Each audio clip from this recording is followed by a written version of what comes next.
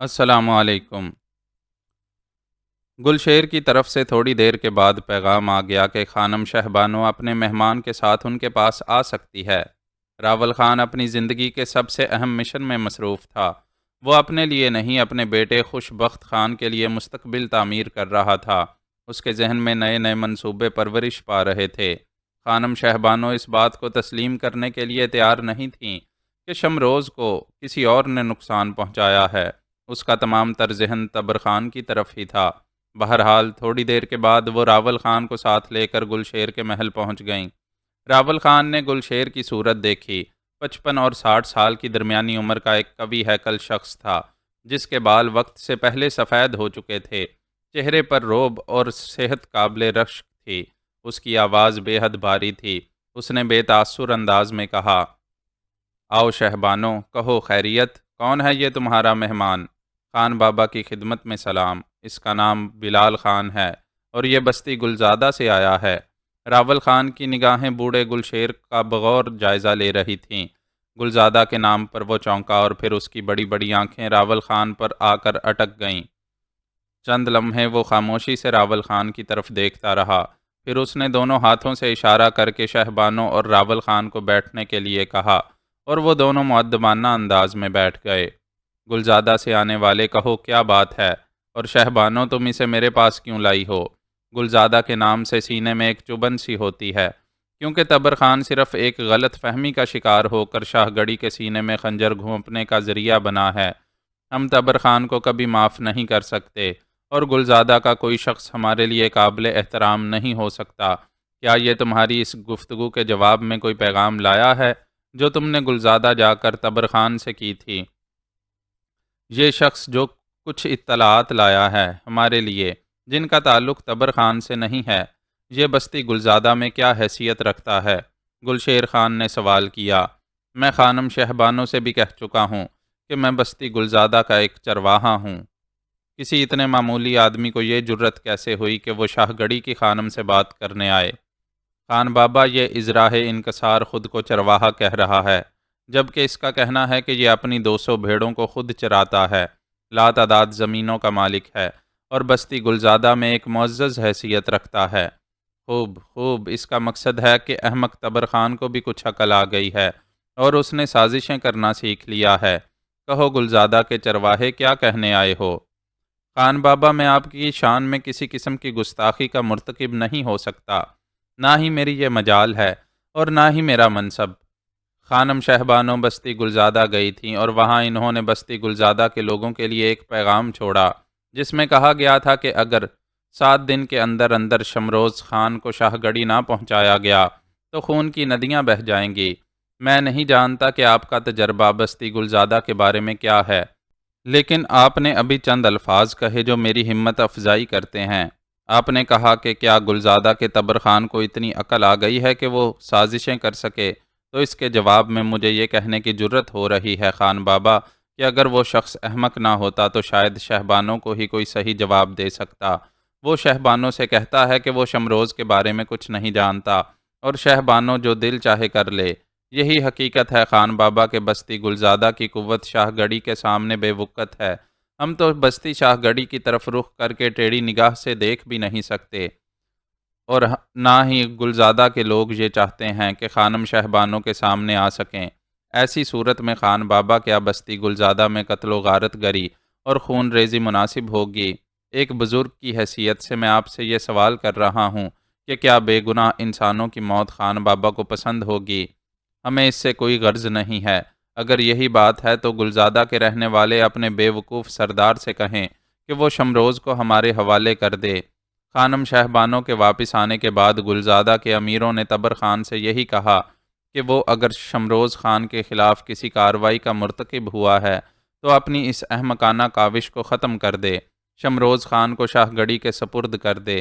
لیکن وہ احمق کہتا ہے کہ اسے سرداری سے کوئی دلچسپی نہیں ہے اور جو چاہے سرداری سنبھال لے اور شمروز کو ان کے حوالے کر دے۔ کیا مطلب ہوا اس بات کا؟ گلشیر نے چونک کر پوچھا۔ ہاں، اس نے یہ الفاظ میرے سامنے کہے، تب میں نے سوچا کہ وہ تو احمق ہے ہی۔ میں خانم شہبانو سے کیوں نہ کہوں کہ وہ غصہ ترک کر دیں۔ تبر خان کے خلاف اگر ان کے ذہن میں کوئی بات ہے تو بات تبر خان تک ہی محدود رکھی جائے، گلزادہ کے دوسرے لوگوں کو اس میں ملوث نہ کیا جائے۔ گلزادہ کے لوگ خانم شہبانو کی اطاعت گزاری کریں گے۔ خان بابا کے چہرے پر ایک لمحے کے لیے غور و خوض کے آثار پھیل گئے، پھر انہوں نے شہبانو کی طرف دیکھ کر کہا، تو کیا کہتی ہے شہبانو، کیا یہ شخص تبر خان کا نمائندہ نہیں ہے؟ اگر یہ تبر خان کا نمائندہ نہیں تو کیا یہ گلزادہ کے باشندوں کا نمائندہ ہے؟ اور کیا ان باشندوں کی نمائندگی ہمارے لیے کارآمد ہو سکتی ہے؟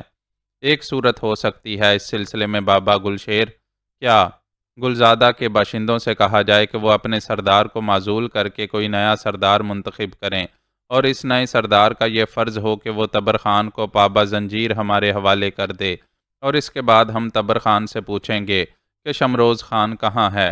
اس کے علاوہ بابا گلشیر ایک اور صورتحال سامنے آئی ہے جس کا تذکرہ ابھی تک نہیں ہو سکا۔ وہ کیا؟ بابا گلشیر نے گہری نگاہوں سے خانم شہبانو کو دیکھتے ہوئے کہا، اس شخص کا کہنا ہے کہ ایک دن وہ اپنی بھیڑوں کی نگرانی کر رہا تھا کہ اس نے ایک نوجوان کو دیکھا جو گھوڑے پر سوار اس کی گردن سے چمٹا ہوا زخمی حالت میں سفر کر رہا تھا اور اس کا تعاقب چند افراد کر رہے تھے۔ وہ نوجوان تو وہاں سے نکل گیا لیکن وہ لوگ اس تک پہنچ گئے اور انہوں نے اس سے اس نوجوان کے بارے میں معلومات حاصل کیں۔ انہوں نے بتایا کہ اس کا نام شمروز ہے اور وہ ان کا دشمن ہے۔ انہوں نے اس سے کہا کہ وہ شمروز کو تلاش کرے اور ان تک پہنچائے۔ ان میں سے ایک شخص نے کہا کہ اس کا نام گلشیر خان ہے اور یہ شخص اگر چاہے تو بستی شاہ گڑھی میں داخل ہو کر گلشیر خان کے بارے میں کسی سے بھی پوچھ لے، اسے اس تک پہنچا دیا جائے گا۔ اس شخص نے اس سے کہا کہ اگر شمروز کی لاش یا اس کا زندہ وجود گلشیر کے حوالے کر دیا گیا تو اسے انعام و اکرام سے نوازا جائے گا۔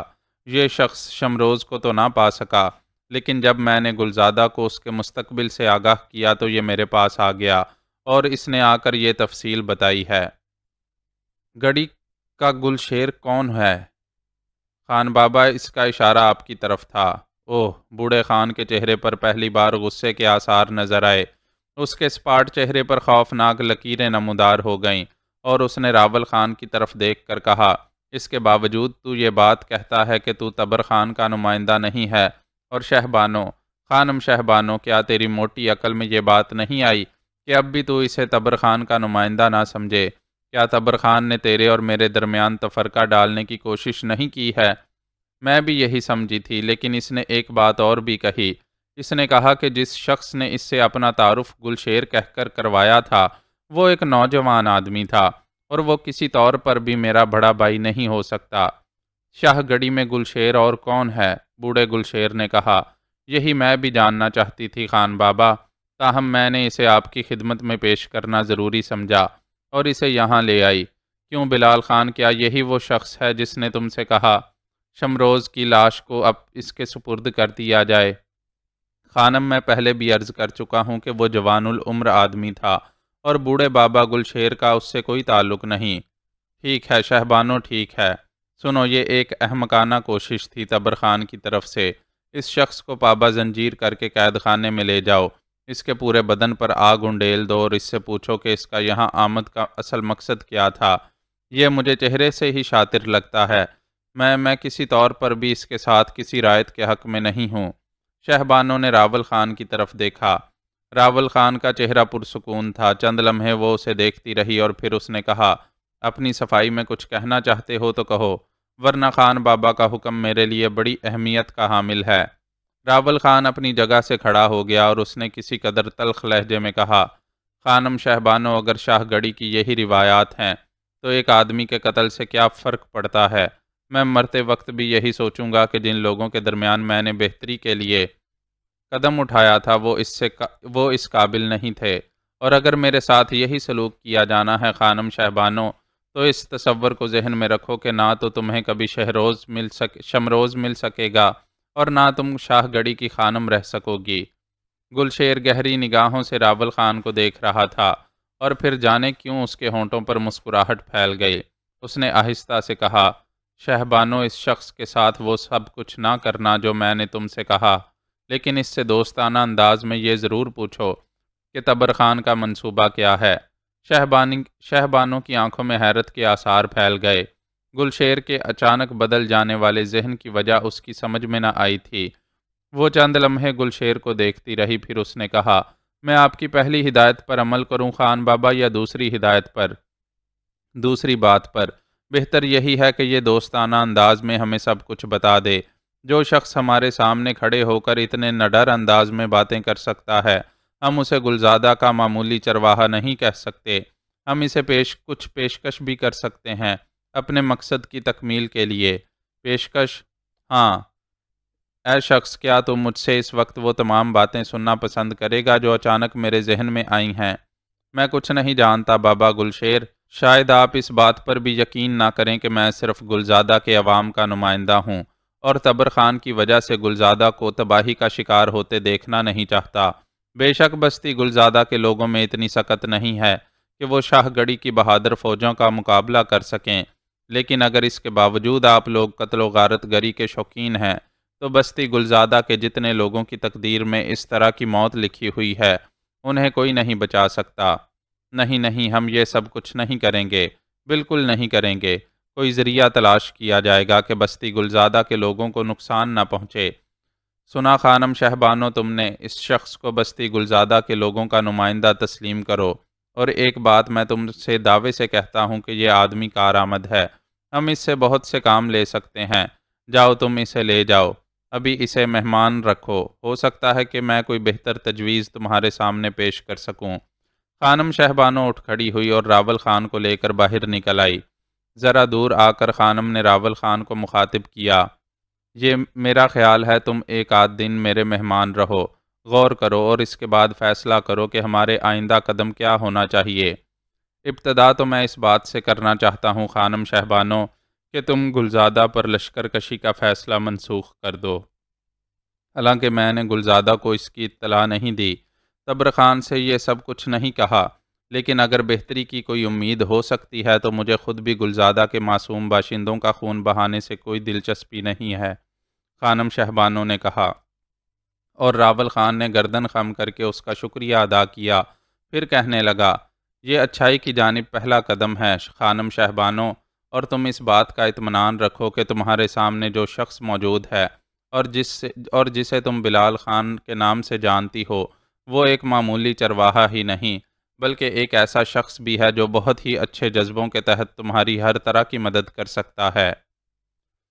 جوزفائن نے آہستہ آہستہ اپنا حلیہ بالکل ہی تبدیل کر لیا تھا۔ اب اس کے سر کے بال جٹاؤں کی شکل میں بکھر گئے تھے، چہرے کو بھی وہ مٹی میں گتھڑائے ہوئے رہتی تھی۔ ویرانے میں تاحد نگاہ انسانی وجود نہیں تھے، کبھی کبھی نیچے کی پگڈنڈیوں سے کچھ قافلے گزرتے نظر آ جاتے تھے۔ اس نے بھیس بدلنے کی جو کارروائی کی تھی، اس کا مقصد خود کو خانقاہ کے ماحول میں ضم کرنا تھا۔ اس نے اب تک جو کارروائیاں کی تھیں وہ بہت زیادہ مؤثر نہیں تھیں، لیکن فی الحال خانقاہ کے ماحول میں رہ کر وہ اپنے ذہن کو پرسکون کر سکتی تھی، زیادہ بہتر انداز میں سوچ سکتی تھی۔ ویسے اس نے پہاڑوں کی تمام ریت سیکھ لی تھی، وہ جانتی تھی کہ سادہ لوح انسانوں کو کس طرح بے وقوف بنایا جا سکتا ہے۔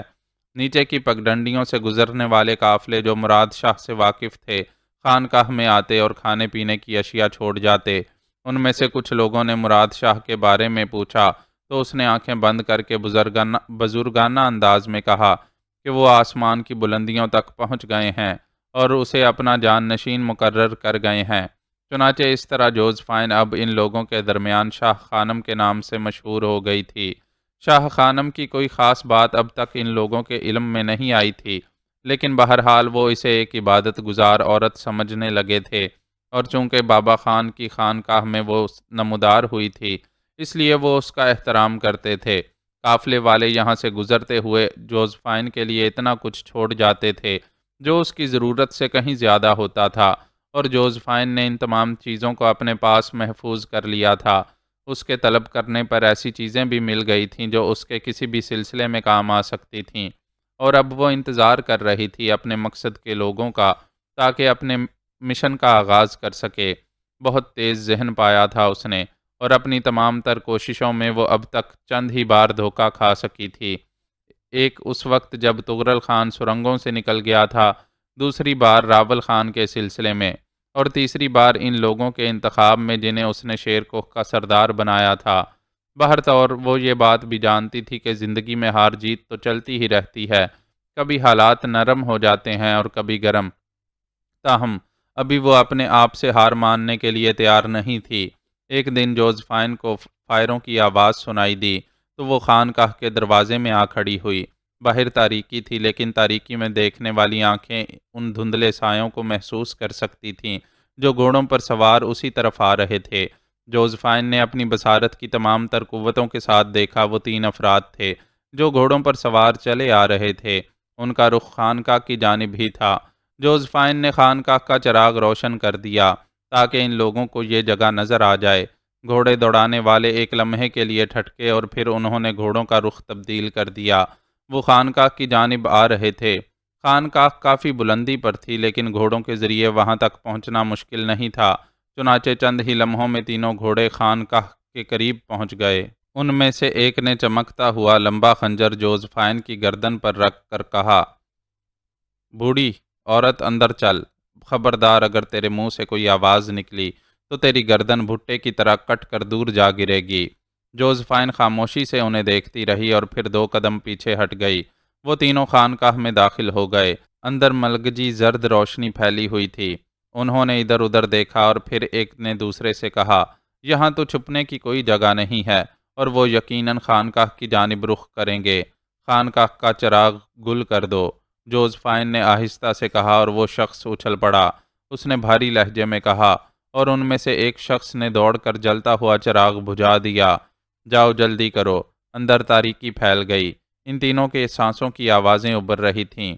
تب جوزفائن نے پھر ان سے کہا، جن لوگوں سے چھپ کر تم یہاں پہنچے ہو ان کا تم سے فاصلہ کتنا ہے؟ کیا بکواس کر رہی ہے تو؟ کسی نے غراتے ہوئے لہجے میں کہا، احمق گدھو، کیا تمہارے گھوڑے بھی تمہاری طرح خاموش رہیں گے؟ جوزفائن سرد لہجے میں بولی۔ تینوں ایک لمحے کے لیے خاموش رہے، پھر ان میں سے ایک نے کہا، دلبر خان، جاؤ گھوڑوں کو بھگا دو، بعد میں جو کچھ ہوگا دیکھا جائے گا۔ جلدی کرو، انہیں ہنٹر مار مار کر بھگا دو۔ بوڑھی عورت ٹھیک کہتی ہے۔ جوزفائن نے محسوس کیا کہ ان میں سے ایک باہر نکل گیا ہے، اور پھر باہر سے کچھ اس طرح کی آوازیں آئیں جیسے گھوڑوں کو پیٹا جا رہا ہو۔ تینوں گھوڑے ہنہناتے ہوئے خانقاہ کی بلندیوں سے نیچے گہرائیوں کی جانب دوڑ گئے۔ بوڑھی عورت، تو نے جو 2 باتیں بتائیں، ان سے یہ اندازہ ہوتا ہے کہ تو تعاون کرنے والوں میں سے ہے۔ کیا تو ہمیں یہاں کہیں پوشیدہ کر سکتی ہے؟ بھاری آواز پھر سنائی دی، خنجر کی نوک میری گردن پر رکھ کر مجھ سے یہ سوال کر رہے ہو؟ جوزفائن بدستور سرد لہجے میں بولی، اوہ، ہم اس وقت نہیں جانتے کہ تو ہم سے تعاون کرے گی یا نہیں۔ تمہیں پوشیدہ کیا جا سکتا ہے، یہ کوئی مشکل کام نہیں۔ آؤ میرے ساتھ، جوزفائن نے کہا، اور انہیں خانقاہ کے عقبی حصے میں لے گئی جہاں ایک غار کا دہانہ تھا۔ یہ دہانہ جھاڑیوں سے چھپا ہوا تھا اور کہیں سے اسے دیکھا نہیں جا سکتا تھا، لیکن اندر سے غار کافی کشادہ تھا۔ وہ ان تینوں کو ساتھ لیے جھاڑیاں ہٹاتی ہوئی اندر داخل ہوئی۔ اس نے چراغ روشن کر دیا۔ وہ تینوں ادھر ادھر دیکھ رہے تھے۔ غار کافی آرام دہ اور کشادہ تھا، اور اس میں کافی ساز و سامان موجود تھا۔ یہ ایک طرح سے گویا خانقاہ کا سٹور تھا۔ مدھم روشنی میں جوزفائن نے ان تینوں کے چہرے دیکھے۔ تینوں ہی چہرے سے کافی خونخوار نظر آ رہے تھے۔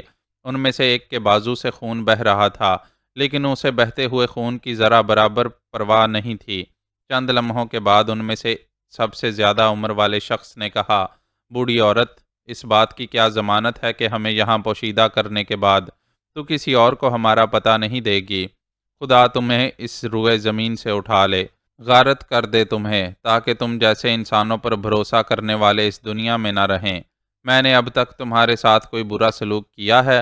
تاہم اگر تم اس غار میں پوشیدہ رہنا چاہتے ہو تو یوں کرو کہ خنجر کا پھل میرے سینے میں اتار دو یا اسے میری گردن پر پھیر دو۔ اس طرح تمہارے خدشات مٹ جائیں گے۔ اس نے حیرت سے جوزفائن کی صورت دیکھی اور پھر پھیکے سے انداز میں ہنستا ہوا بولا، نہیں نہیں، ایسا تو نہیں کریں گے ہم، کیونکہ ابھی تک تو نے ہمارے ساتھ تعاون کیا ہے، تو اس کے بعد جہنمی گفتگو کیوں کر رہے ہو؟ اگر میں تمہارے لیے نقصان دہ ہوتی تو تم سے یہ کیوں کہتی کہ تعاقب کرنے والوں کو راستہ معلوم نہ ہونے دو اور خانقاہ کا چراغ بجھا دو؟ ٹھیک کہا تو نے، بات تو بالکل ٹھیک ہے، بالکل سچ بات ہے یہ۔ کیوں بھائی فیروز خان؟ اس نے تیسرے آدمی کی طرف رخ کر کے کہا، ہاں، بوڑھی تعاون کرنے والی معلوم ہوتی ہے۔ مقدس ماں، کیا واقعی تو ہماری زندگی بچانے کی خواہاں ہے؟ جب انسان کو کسی کی ذات سے کوئی خطرہ نہ ہو اور وہ دوسروں کی زندگی بچانے کی آرزو رکھتا ہو تو پھر وہ کیوں کسی کو نقصان پہنچائے گا؟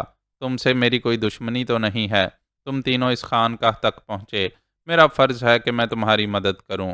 بہت سے لوگ ہمارا تعاقب کر رہے ہیں، گو ہم انہیں کافی پیچھے چھوڑ آئے ہیں، لیکن وہ وقت دور نہیں ہے جب وہ یہاں کا رخ کریں گے اور تجھے ان سے ہماری جان بچانی ہوگی۔ سن، ہم نے تجھے مقدس ماں کی حیثیت سے مخاطب کیا ہے۔ تو ہمیں مامتا کے وہ جذبے دے جو ماؤں کے سینے میں ہوتے ہیں۔ تو پھر آرام سے اس چراغ کو بجھاؤ اور غار کی کھردری زمین پر لیٹ جاؤ۔ تمہارا یہ ساتھی زخمی ہے، وہ ادھر دیکھو، وہاں کچھ دوائیں بھی موجود ہیں اور کپڑوں کی پٹیاں بھی۔ تم زخموں کو ٹھیک کر سکتے ہو، لیکن خبردار اس کے بعد شک کی کوئی بات نہ کرنا، مجھے شک سے نفرت ہے، جوزفائن نے کہا، اور وہ تینوں عجیب سے انداز میں ہنسنے لگے۔ ٹھیک ہے، جا، ہم نے خود کو تیرے حوالے کر دیا، تو بھی کیا یاد کرے گی کہ کن دلیروں سے واسطہ پڑا تھا؟ جوزفائن بھی مسکرا دی۔ دلیر وہ ہوتے ہیں جو تم جیسے بزدل چوہوں کی حفاظت کریں۔ سو جاؤ، آرام سے سو جاؤ، میں باہر موجود ہوں۔ جوزفائن غار کے دروازے کی جانب بڑھی اور وہ تینوں ہلکی ہلکی آواز میں ہنسنے لگے۔ شکل و صورت اور انداز سے کافی وحشی معلوم ہوتے تھے اور جوزفائن کو ایسے ہی وحشیوں کی تلاش تھی۔ غار کے دہانے سے باہر نکلنے کے بعد جھاڑیاں برابر کیں اور واپس خانقاہ میں آ گئی۔ اس نے دوبارہ خانقاہ کا چراغ روشن کر دیا تھا تاکہ اگر کوئی وہاں تک پہنچنا چاہے تو اسے دقت نہ ہو۔ تقریباً آدھے گھنٹے کے بعد اس نے بے شمار گھوڑوں کی آوازیں سنی۔ وہ دوڑتے چلے آ رہے تھے، خانقاہ کا چراغ روشن تھا۔ جوزفائن ایک جگہ چھپ کر انہیں دیکھتی رہی۔ دوڑتے ہوئے گھوڑے تیزی سے خانقاہ تک پہنچے اور اس کے دامن سے گزرتے ہوئے آگے بڑھ گئے، لیکن پھر ان میں سے کچھ گھوڑے رک گئے۔ وہ غالباً آپس میں کوئی فیصلہ کر رہے تھے۔ اس کے بعد 10-12 گھڑ سوار آگے بڑھ گئے اور باقی خانقاہ کی طرف چل پڑے۔ جوزفائن جانتی تھی کہ ان لوگوں کا یہاں آنا یقینی امر ہے، چنانچہ وہ انتظار کر رہی تھی۔ جو ہی اس نے خانقاہ کی طرف گھوڑوں کو بڑھتے دیکھا، وہ خانقاہ کے ایک مخصوص حصے میں آ کر عبادت کرنے بیٹھ گئی، اور تھوڑی ہی دیر کے بعد اس نے قدموں کی چاپ سنی۔ نہ جانے کتنے افراد دھڑ دھڑاتے ہوئے خانقاہ کے اندر گھس آئے تھے۔ جوزفائن بدستور عبادت میں مشغول رہی۔ تب ان میں سے ایک نے کہا، بزرگ ماں، تھوڑی دیر کے لیے اپنی عبادت ختم کر دو اور ہم سے گفتگو کرو۔ جوزفائن نے گردن دونوں جانب پھیری اور اس کے بعد اٹھ کھڑی ہوئی۔ اس نے سرد نگاہوں سے ان لوگوں کو دیکھا۔ بہت سے افراد تھے۔ سامنے والے ایک شخص نے کہا، مقدس خاتون، کیا تم نے 3 گھڑ سواروں کو یہاں سے گزرتے ہوئے دیکھا ہے؟ نہیں میرے بچوں، میں تو کسی اور ہی سے لو لگائے بیٹھی ہوئی تھی، میں نے انہیں نہیں دیکھا۔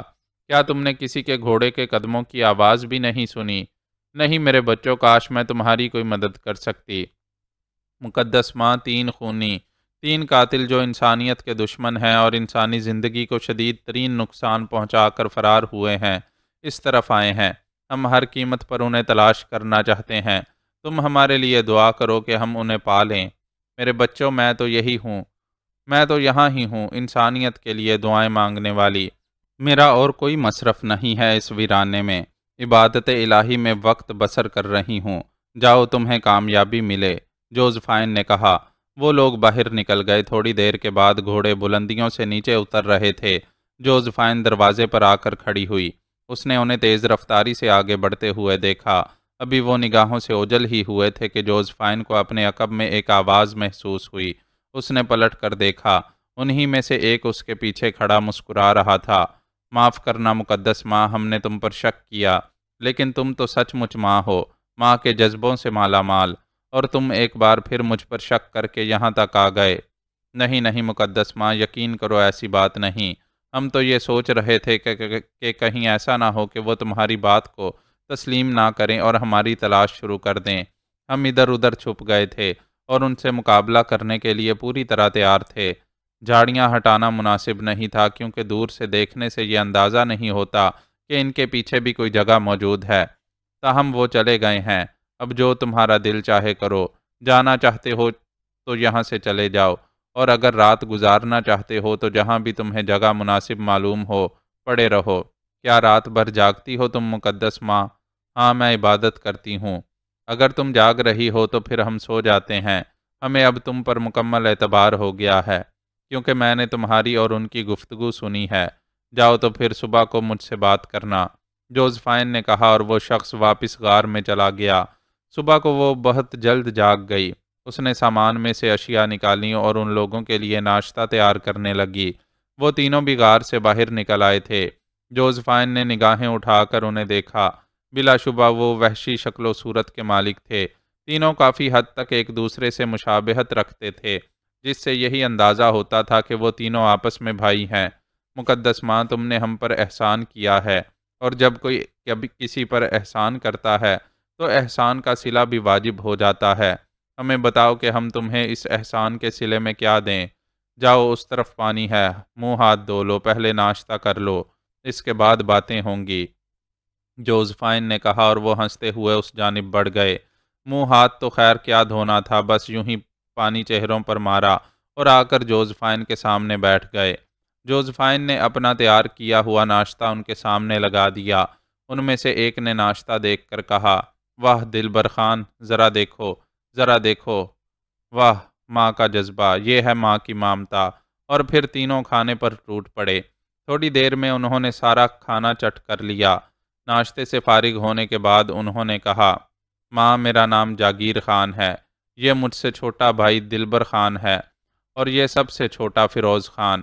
ہم تمہیں اپنی کہانی سنائیں گے، ضرور سنائیں گے، بشرط یہ کہ تم ہمیں کچھ وقت یہاں گزارنے کی اجازت دے دو۔ دیکھو، ہمارے گھوڑے بھی ہم سے بچھڑ گئے ہیں۔ ہم نے ابھی اگر یہاں سے جانے کی کوشش کی تو اپنے دشمنوں کے ہتھے چڑھ جائیں گے۔ کیا تم یہ پسند کرو گی کہ ہماری زندگیاں موت سے ہمکنار ہو جائیں؟ قطع نہیں۔ اور یہ تم کیوں سوچتے ہو کہ تمہارا یہاں سے جانا ضروری ہے؟ بچے اپنی ماں پر بھاری نہیں ہوتے۔ تم مجھے بار بار ماں کہہ کر پکار رہے ہو، تو میں تمہیں ماں بن کر ہی دکھا دوں گی۔ مقدس ماں، ہم تمہیں کس نام سے پکاریں؟ شاہ خانم کہہ سکتے ہو تم مجھے، جوزفائن نے کہا۔ شاہ خانم زندہ باد۔ دراصل ہماری کہانی عجیب و غریب ہے۔ ہم بستی شاہ جمال کے رہنے والے ہیں۔ شاہ جمال میں ہمارے دشمنوں کی تعداد بے حد بڑھ چکی ہے، اور وہ لوگ ہماری زندگی کے درپے تھے۔ ہم سے کچھ ایسے جرائم منسوب کر دیے گئے جو ہم نے نہیں کیے تھے، اور مقدس ماں، ان جرائم کے بدلے میں ہمیں موت کی سزا دی گئی۔ سزا دینے والا بستی جمال شاہ کا سردار تھا۔ ہم نے یہ سزا قبول نہیں کی۔ جمال شاہ کے سردار کو ہم نے سمجھایا کہ ہم سے دشمنی مول نہ لے، لیکن وہ اپنی طاقت کے زوم میں تھا۔ اس نے ہماری بات نہیں مانی۔ نتیجے میں ہم نے اسے زندہ جلا دیا اور اس کے محل کو آگ لگا دی۔ وہ اپنے بال بچوں سمیت اس میں جل کر فنا ہو گیا۔ اس کے بعد بے شمار افراد ہمارے تعاقب میں دوڑ پڑے۔ مجبوراً ہمیں بستی جمال شاہ چھوڑنی پڑی۔ وہ لوگ ہمارا تعاقب کر رہے تھے، چنانچہ اس طرح ہم لوگ یہاں تک پہنچے۔ دلیروں کا کام دلیری ہے، اور جب دشمنیاں ہوتی ہیں تو ان کے انجام بھیانک ہی نکلتے ہیں۔ لوگوں نے تم سے دشمنی کی، تم نے اس کا جواب دیا۔ میں تمہیں مجرم نہیں سمجھتی۔ زندہ باد، شاہ خانم زندہ باد، جاگیر خان نے نعرہ لگایا۔ ایسی ماں خدا سب کو دے۔ اگر یہ بات ہے اور تم ہمیں مجرم نہیں سمجھتی شاہ خانم، تو پھر اس سے اچھی بات اور کیا ہوگی کہ ہم تمہیں اپنی ماں کا درجہ دیں اور تمہارے قدموں میں رہیں۔ یہ خانقاہ تمہیں دنیا کی ہر آفت سے محفوظ رکھے گی۔ میں تمہاری حفاظت کی ذمہ داری لیتی ہوں۔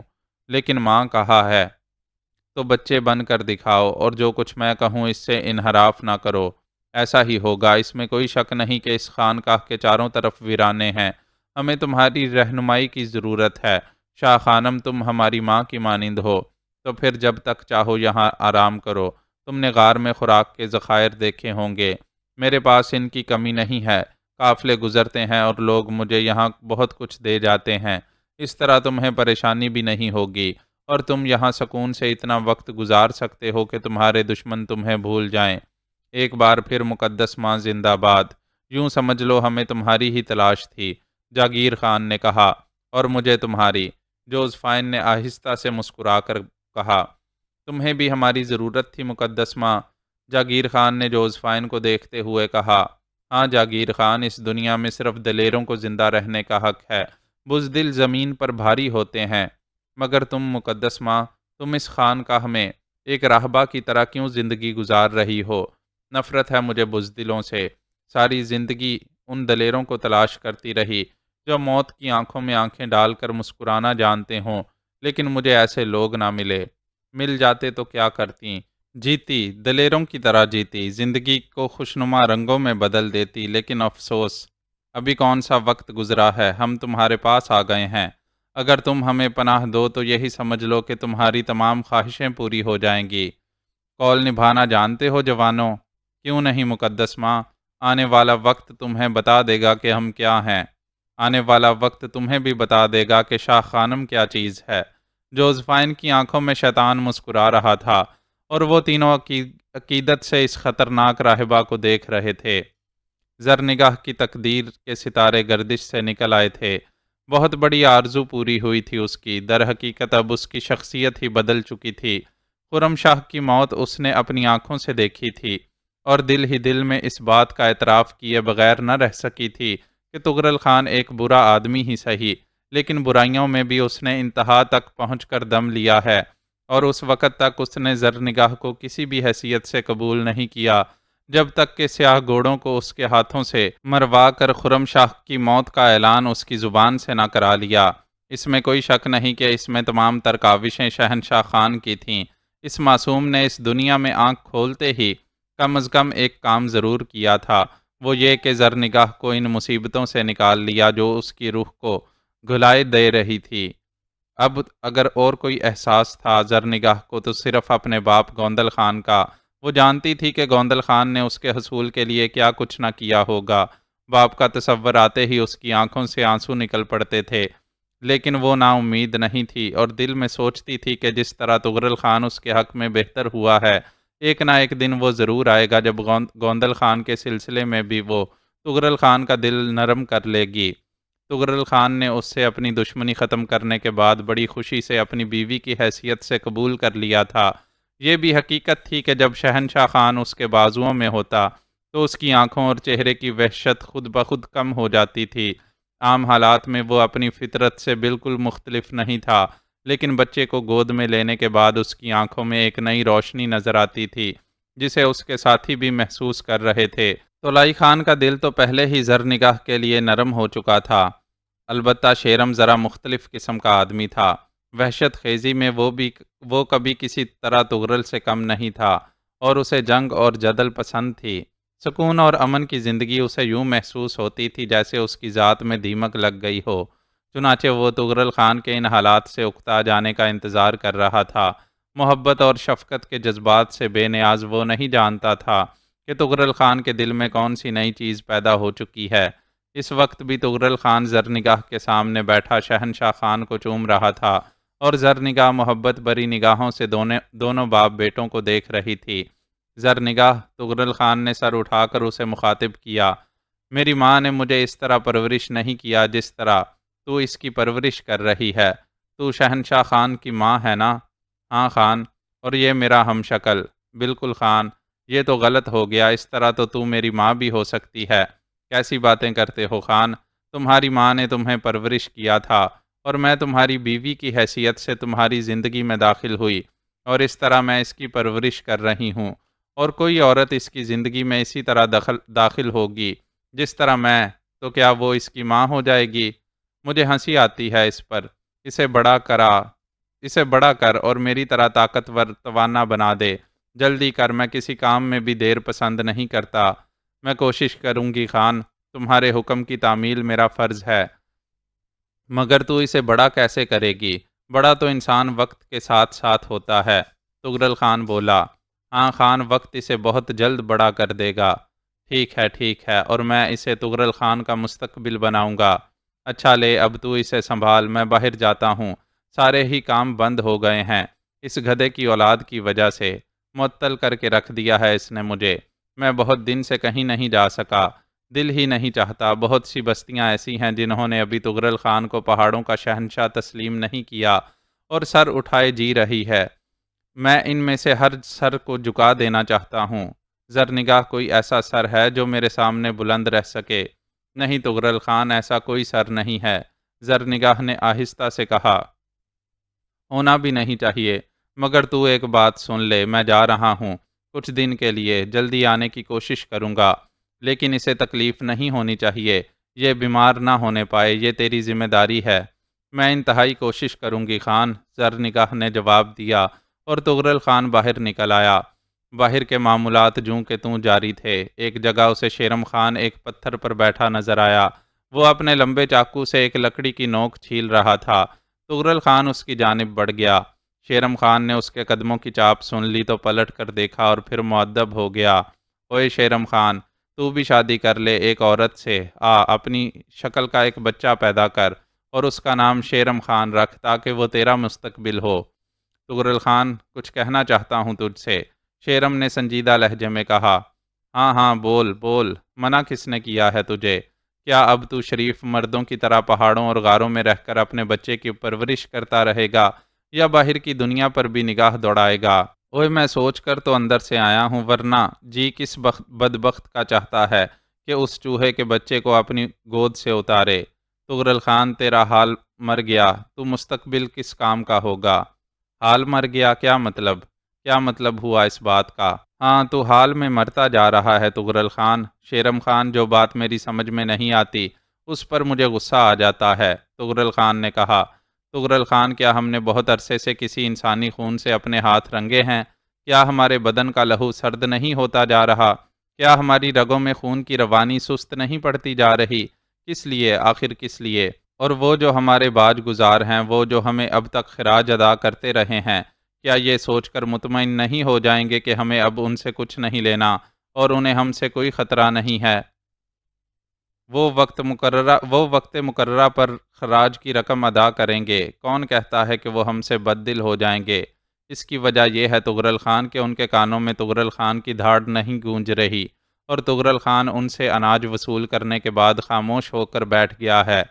نہیں، یہ خاموشی تو صرف شہنشاہ خان کی آمد کی وجہ سے تھی۔ چلو تیاریاں کرو، ہم اپنا کام شروع کرتے ہیں۔ یہاں کے لیے تولائی خان کو چھوڑ دو، وہ یہاں کے حالات کی نگرانی کرے گا۔ شیرم خان خوش ہو گیا، یہی تو وہ چاہتا تھا۔ چنانچہ اس نے ان تمام لوگوں کو تیار کرنا شروع کر دیا جو سب سے شاندار اور کارآمد تھے، جن کے نشانے کبھی خطا نہیں ہوتے تھے اور جو کبھی پشت نہیں دکھاتے تھے۔ چاروں طرف تغرل خان کی نئی مہم کا چرچا ہو گیا۔ زرنگاہ نے غاروں میں یہ سب کچھ سنا۔ اس کے دل میں ایک عجیب سی کسک بیدار ہو گئی تھی۔ اب تو اس کے وسوسے کچھ اور بڑھ گئے تھے۔ اس وقت جب تغرل خان اسے اپنی بیوی بنا کر یہاں لے آیا تھا اور اسے یہ علم ہوا تھا کہ وہ شاہ دل نہیں بلکہ تغرل خان ہے، تو اس نے خوف و دہشت کے عالم میں بہت سی باتیں سوچی تھیں، اور یہ بھی سوچا تھا کہ بالآخر کچھ بھی ہے، وہ تغرل خان کی بیوی ہے، اس کا نکاح شرعی طور پر ہوا ہے۔ اگر تغرل خان کو کچھ ہو گیا تو وہ بیوہ ہو جائے گی۔ تغرل خان نے اس کے بعد زرنگاہ کے ساتھ جو رویہ اختیار کیا، اس نے زرنگاہ کو خون کے آنسو رلا دیا تھا، لیکن اس کے باوجود وہ تغرل خان کی زندگی کی دعائیں مانگتی تھی، کیونکہ اب وہی اس کی پیشانی کا نور تھا۔ اور پھر جب تغرل خان نے اسے زیر کر کے اپنے سینے سے لگا لیا تو اس کے دل میں اچانک ہی شوہر کے لیے وہ محبت جاگ اٹھی جو ایک بیوی کا خاصہ ہوتی ہے، ہر چند کہ وہ تغرل خان کو خوش کرنے کے لیے وہی تمام باتیں کرتی تھی جو تغرل خان چاہتا تھا، لیکن اس کے دل کے انتہائی گوشوں میں یہ تصور ضرور موجود تھا کہ ہر فرعون کے لیے موسیٰ کا وجود لازمی قرار دیا گیا ہے، کہیں کوئی تغرل خان کو موت کے گھاٹ نہ اتار دے۔ وہ تغرل خان کی موت نہیں چاہتی تھی، کیونکہ اب وہی اس کا سہارا تھا۔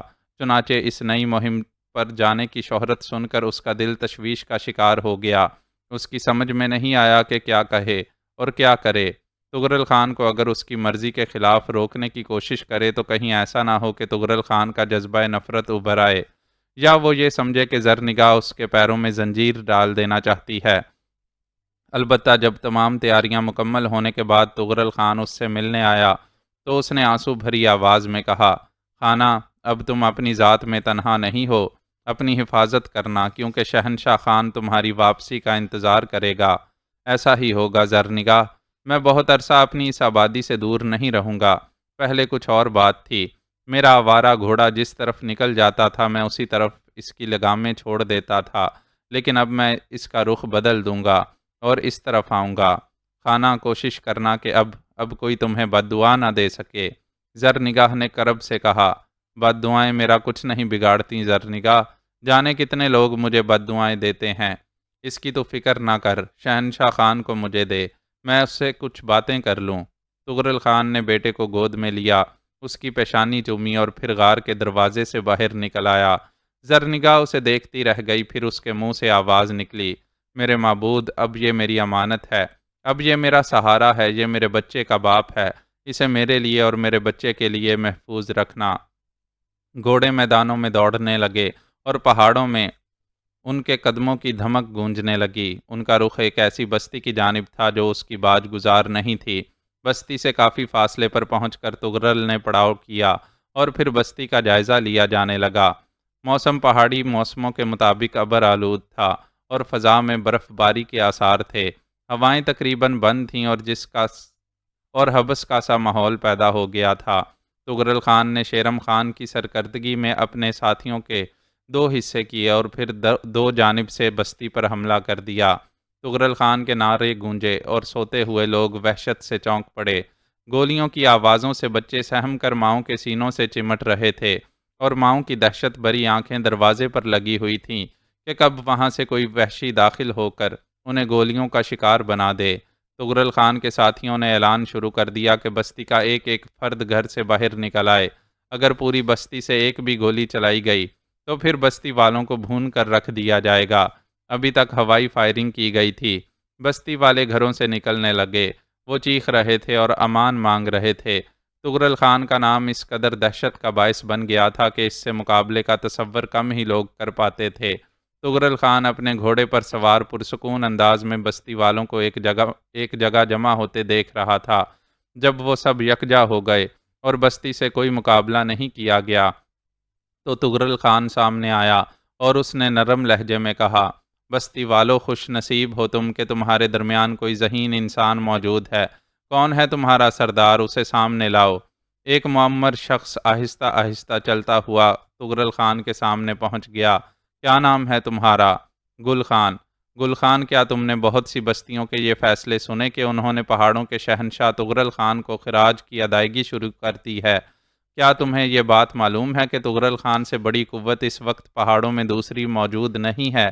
کیا تمہیں یہ بات معلوم ہے کہ وہ بڑے بڑے سرکش جو اپنے آپ کو بہت کچھ سمجھتے تھے دم توڑ چکے ہیں؟ کیا تم یہ بات جانتے ہو گل خان کہ تمہاری بستیوں کے چراغ صرف اس وقت تک روشن ہیں جب تک تغرل خان انہیں اپنے ہاتھوں کے سائے میں محفوظ کیے ہوئے ہے؟ کیا تمہیں معلوم نہیں کہ ہماری چلائی ہوئی گولیاں سینوں کو چھلنی کر دیتی ہیں اور زندگی وہاں سے دور بھاگ جاتی ہے جہاں سے ہم گزرتے ہیں؟ فصلیں تاراج ہو جاتی ہیں، جھونپڑیاں آگ اگلتی ہیں۔ کیا یہ ساری باتیں تمہیں معلوم ہیں؟ گل خان، جواب دو۔ ہاں تغرل خان، معلوم ہے۔ اس اعلان کے باوجود اس بستی کی طرف سے ابھی تک تغرل خان کے لیے خراج ادا کرنے کا اعلان نہیں ہوا۔ کیا آج ہم تمہیں اس کے لیے مجبور کر دیں کہ آئندہ تم ذوق و شوق کے ساتھ خراج لے کر ہماری طرف دوڑو، اور تم نہیں تو تمہاری بستی کے بچے کھچے آدمی یہ عمل دہرائیں؟ کیا تمہاری بستی کی آبادی بہت بڑھ گئی ہے اور تم اس میں کمی چاہتے ہو؟ نہیں خان، ہرگز نہیں۔ تو پھر جاؤ، آج سے تہیہ کر لو کہ شیربانہ کی وادی میں خراج کی ادائیگی کے جشن پر تمہاری بستی کی طرف سے بھی انسانوں کی تعداد کے مطابق خراج ادا کیا جائے گا، اور اس کا پہلا حصہ آج تم جمع کر کے دو گے۔ ہم تیار ہیں سردار تغرل خان، گل خان نے جواب دیا۔ خوب، تو پھر انتظار کس بات کا؟ جاؤ، قیمتی اشیاء، زر و جواہر اور اجناس کے انبار لگا دو۔ ہمیں رات بھر میں یہ کارروائی مکمل کر لینی ہے۔ جاؤ، منتشر ہو جاؤ۔ بستی والے پاگلوں کی طرح بھاگے اور اپنے اپنے گھروں سے قیمتی اشیاء نکال کر میدان میں جمع کرنا شروع کر دیں۔ تغرل خان اور اس کے ساتھی خاموشی سے ایک ایک چپے کی نگرانی کر رہے تھے اور ان کی آنکھیں فخر و مسرت سے چمک رہی تھیں۔ شیرم خان دل ہی دل میں مسکرا رہا تھا۔ جب وہ لوگ فارغ ہو گئے تو تغرل خان آگے بڑھا۔ اس نے قیمتی اشیاء کو دیکھا اور انہیں جمع کر لینے کا حکم دیا۔ اجناس کے اتنے ذخیرے لے لیے گئے جتنے آسانی سے تغرل خان کی رہائش گاہ تک منتقل کیے جا سکتے تھے۔ باقی چیزوں کی طرف رخ کر کے تغرل خان نے کہا، یہ اس امن پسندی اور اطاعت گزاری کا انعام ہے جس کا اظہار تم نے کیا۔ یہ اشیاء واپس لے جاؤ اور آئندہ یہ تمام چیزیں لے کر وادی شیربانہ پہنچو، جس کی اطلاع تمہیں 1 ماہ قبل دے دی جائے گی۔ گھوڑے بستی سے نکل آئے۔ یہاں ایک بھی خون نہیں ہوا تھا، ایک بھی جھونپڑی نہیں جلائی گئی تھی۔ بہر طور کسی کو اس بات کا کوئی احساس نہیں تھا۔ مقصد کی تکمیل ہو گئی تھی۔ پھر جب یہ تمام چیزیں کچھ مخصوص لوگوں کے ہاتھ روانہ کر دی گئیں تو تغرل خان اپنے دوسرے آدمیوں کے ساتھ دوسری بستی کی جانب مڑ گیا۔ اس طرح 4 بستیوں میں خوش بختی سے ایک بھی انسان کی جان نہیں گئی، اور اس کی وجہ سے پہاڑی آبادیوں میں پھیل جانے والی تغرل خان کی ہیبت تھی۔ لوگ زندگیاں بچانے کے لیے مال و اسباب کی قربانی دینا پسند کرتے تھے، لیکن شیرم خان اب کچھ مضطرب سا ہوتا جا رہا تھا۔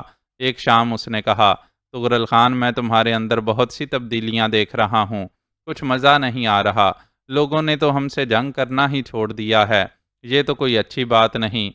تغرل خان نے بھویں سکیڑ کر شیرم خان کو دیکھا اور آہستہ سے بولا، وہ لوگ ہمارے احکامات کی تعمیل کرتے ہیں، ہمارے ہاتھوں مرنے والے صرف وہی ہوتے ہیں جو ہم سے انحراف کرتے ہیں۔ ان لوگوں نے انحراف چھوڑ دیا اور ہم نے ان کی زندگیاں لینا بند کر دیں، لیکن بہتا ہوا خون ہماری نگاہوں سے بہت عرصے سے اوجھل ہے۔ کیا اس کے بغیر تمہیں اس کارروائی کا کچھ لطف آتا ہے؟ وقت بدل چکا ہے شیرم خان۔ یہ اس وقت کی بات ہے جب تغرل خان اپنی طاقت کے ذریعے اپنی ہیبت کا سکہ بٹھانا چاہتا تھا، اور اب اس نے اپنے آپ کو پہاڑوں کا شہنشاہ ثابت کر دکھایا ہے۔ چنانچہ شہنشاہ پر کچھ ذمہ داریاں عائد ہوتی ہیں۔ جب ہماری خواہشات کا احترام کیا جاتا ہے تو پھر ہم زندگیاں کیوں لیں؟ ہاں، اگر کسی بستی سے انحراف کا مظاہرہ کیا گیا تو لوگ ہمیشہ کے لیے اس سے عبرت حاصل کریں گے۔ ایک اور بات بھی کہنا چاہتا ہوں تغرل خان۔ وہ کیا؟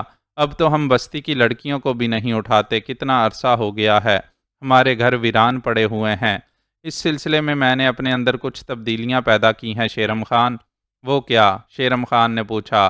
زر نگاہ سے میرا نکاح ہوا تھا، اس وقت تک جب تک میں نے اسے بیوی کی حیثیت سے نہیں مانا تھا، میں نے سب کو آزادی دی ہوئی تھی، لیکن جب میں نے زر نگاہ کو تسلیم کیا، جب شہنشاہ کا بیٹا شہنشاہ پہاڑوں میں آ گیا، تو میں نے ایک فیصلہ کیا، تم میں سے ہر شخص اپنی پسند کی ایک عورت منتخب کر سکتا ہے، اور اس کے بعد اس کے علاوہ کسی اور کو اپنی زندگی میں شامل نہیں کرے گا۔ یہ قانون ہے جو آج سے منظر عام پر آ چکا ہے۔ کیا یہ قانون مناسب ہے ان لوگوں کے لیے جو تمہاری طرح عمل کرنا نہیں چاہتے؟ تغرل خان کی آنکھوں میں خون اتر آیا۔ کہنا کیا چاہتے ہو شیرم خان؟ کسی کی یہ جرت کہ وہ تغرل خان کے اصولوں سے انحراف کر سکے؟ اصول میری تخلیق ہوتے ہیں اور عمل تم لوگوں کی ذمہ داری، سمجھے؟ اس پر نکتہ چینی کا حق نہ میں نے کسی کو دیا ہے اور نہ آئندہ دے سکتا ہوں۔ شیرم خان خاموش ہو گیا، لیکن تغرل خان کے یہ الفاظ اسے کسی قدر ناگوار گزرے تھے۔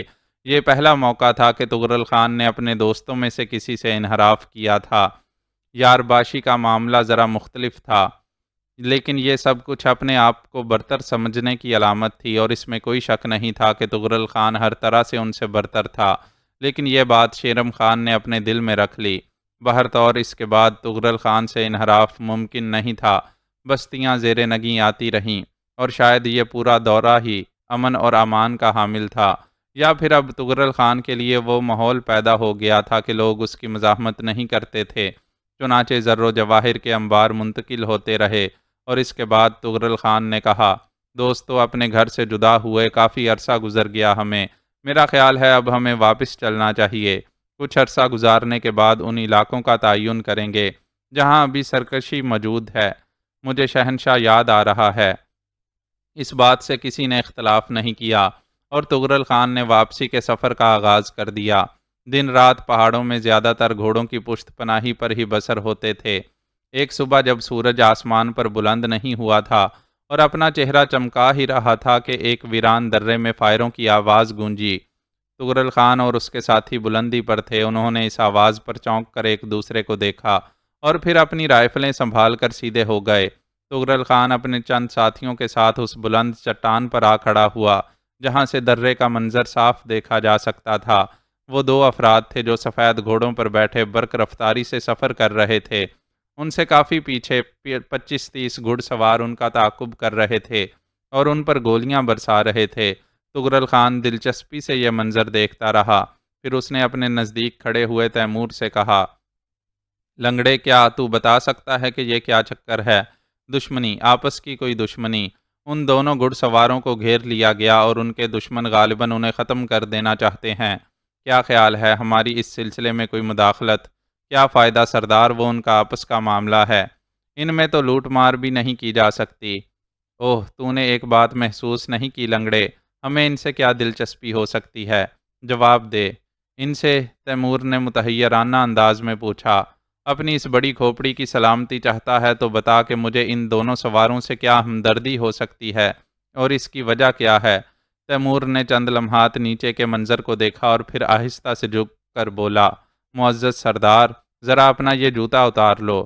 تغرل نے حیرت سے تیمور کو دیکھا اور دوسرے لمحے اس کے حلق سے قہقہا آزاد ہو گیا۔ سمجھ گیا، میں سمجھ گیا۔ معزز سردار، جس کھوپڑی میں اتنی سی بات نہ آ سکے جو تغرل خان نے پوچھی ہے، اس پر جوتے پڑنے ہی چاہیے۔ چل چھوڑ، معاف کیا۔ دیکھ، وہ دونوں سفید گھوڑوں پر سوار ہیں اور سفید گھوڑے ان کا ہم سے تعلق ہے، ہم سے تعلق رہا ہے، چنانچہ ان دونوں کی امداد صرف اس لیے ہونی چاہیے کہ وہ سفید گھوڑے کے سوار ہیں۔ چلو ان لوگوں کا راستہ روکو۔ تغرل خان کو کا اتنا کہہ دینا ہی کافی تھا۔ بے شمار افراد پہاڑی چٹانوں سے اترے اور دوسرے لمحے ان دو گھڑ سواروں کا تعاقب کرنے والوں پر گولیوں کی بارش ہو گئی۔ گھوڑے بدک کے آگے سفر کرنے والے 4-5 آدمی لڑک کر گھوڑوں کی پشت سے نیچے آ رہے اور اس کے بعد ان گھڑ سواروں نے اپنا رخ تبدیل کر دیا۔ پہاڑی چٹانیں آگ اگل رہی تھیں اور گھڑ سوار اپنی جانیں بچانے کے لیے رخنوں میں گھستے پھر رہے تھے۔ تغرل خان کے قہقہے فضا میں بلند ہوتے رہے۔ دونوں سفید گھوڑے والوں کو نکلنے کا موقع مل گیا تھا، جو پیچھے آنے والوں کی وجہ سے موت کے قریب پہنچ چکے تھے۔ ذرا سی دیر میں وہ سب کے سب منتشر ہو گئے اور اس کے بعد تغرل خان کے ساتھی اس کے پاس واپس آ گئے۔ سفید گھوڑے برتر و اعلیٰ ہیں، کیونکہ پہاڑوں کے شہنشاہ کی زندگی کا آغاز انہی سفید گھوڑوں سے ہوا تھا، تغرل خان نے کہا، اور پھر واپسی کا سفر شروع ہو گیا۔ شہبانوں کی پریشانیاں عروج پر تھیں۔ شیر گل سے اس سلسلے میں جو کچھ گفتگو ہوئی تھی، اس پر بھی وہ مسلسل غور کر رہی تھی۔ ادھر گلزادہ سے آنے والا بلال خان اس کے لیے معمہ بنا ہوا تھا۔ تجربے کی آنکھ سے دیکھتی تو بلال خان صرف ایک چرواہا نظر نہیں آتا تھا۔ حالات پر غور کرتی تو یہ احساس بھی ذہن میں پیدا ہوتا کہ بستی گلزادہ کا تبر خان اتنا ذہین انسان نہیں کہ باقاعدگی سے کوئی سازش کر سکے۔ اگر وہ اتنا ہی بااثر ہوتا تو گلزادہ کی تقدیر بدل سکتا تھا، جبکہ بستی گلزادہ کے لوگ بس اپنے طور پر جی رہے تھے، انہیں سرداری کا کوئی تحفظ کبھی حاصل نہیں ہوا تھا۔ شہبانو شاہ گڑھی کی سردار ہونے کی حیثیت سے گلزادہ کے مسائل سے واقف تھی۔ وہ اور اس کا شوہر امن پسند تھے اور کبھی انہوں نے قبیلوں میں آپس کی چپکلشیں نہیں ہونے دیں۔ چھوٹے موٹے مسئلے کو ہمیشہ ٹال دیا گیا تھا۔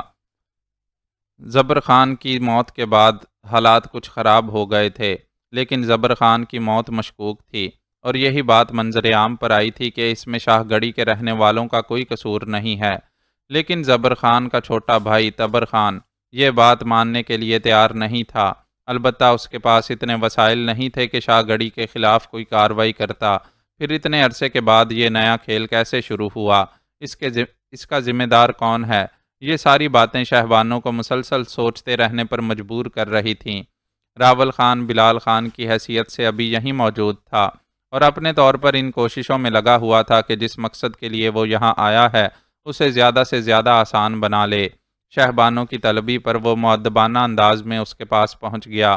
بستی گلزادہ کے رہنے والے، تم نے در حقیقت میری زندگی میں ایک انقلاب پیدا کر دیا ہے۔ شاید یہ پہلا موقع ہے کہ میں کسی مسئلے میں کوئی فیصلہ نہیں کر پا رہی ہوں۔ تم ہی میری مدد کرو۔ اب اس کے علاوہ اور میں کیا کہہ سکتی ہوں؟ تم بتاؤ، تم کیا چاہتے ہو؟ تمہارا اپنا ذاتی مسئلہ کیا ہے؟ کون ہو تم تبر خان کے؟ بستی گلزادہ کے لوگوں کے لیے تو بہت سے لوگوں کو تشویش ہوگی۔ شاہ گڑھی کی طرف سے لشکر کشی کا مسئلہ سبھی کے لیے پریشان کن ہوگا، لیکن تم نے جس طرح یہاں آنے کا خطرہ مول لیا ہے، اور وہ بھی ان حالات میں، اس کے تحت میں یہ جاننا چاہتی ہوں کہ تمہاری پشت پر کون اور تمہارے ذہن میں کیا ہے۔ اس کے علاوہ اور کچھ نہیں خانم شہبانو کہ میں امن و داشتی چاہتا ہوں۔ میں چاہتا ہوں کہ خانم شہبانو کسی طرح بھی گلزادہ کی طرف لشکر کشی نہ کریں اور خون ریزی نہ ہو۔ اس کے علاوہ میں چاہتا ہوں کہ وہ سازش منظر عام پر آ جائے جو شہبانوں کے خلاف کی گئی ہے، اور شاہ گڑھی بھی گلزادہ کی طرح خوشحال اور امن کی آغوش میں ہلکورے لیتی رہے۔ تمہاری ان خواہشوں کو کسی بھی طرح برا نہیں کہا جا سکتا، گو وہ دل سے ہوں یا نہ ہوں۔ تمہاری شخصیت بھی اس قدر بری نہیں ہے بلال خان کہ اس پر کوئی شک کیا جا سکے، لیکن افسوس کے حالات ہمیں یہی سب کچھ بتاتے ہیں کہ ہم تمہاری طرف سے پوری طرح مطمئن نہ ہوں۔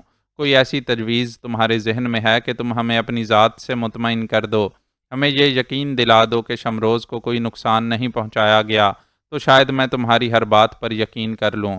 گلزادہ کے رہنے والے میں سردار ضرور ہوں، لیکن ایک ماں بھی تو ہوں۔ میں اپنے بیٹے کی زندگی کا مژدہ سننا چاہتی ہوں۔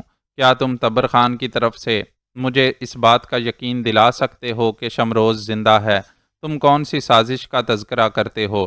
کم از کم اس کی نشاندہی تو کر دو۔ شہبانو جذباتی لہجے میں بولی۔ اس کا تو جائزہ لینا ہوگا شہبانو، اس کے بارے میں تو معلوم کرنا ہوگا۔ تم نے اب تک جذباتیت سے کام لیا ہے۔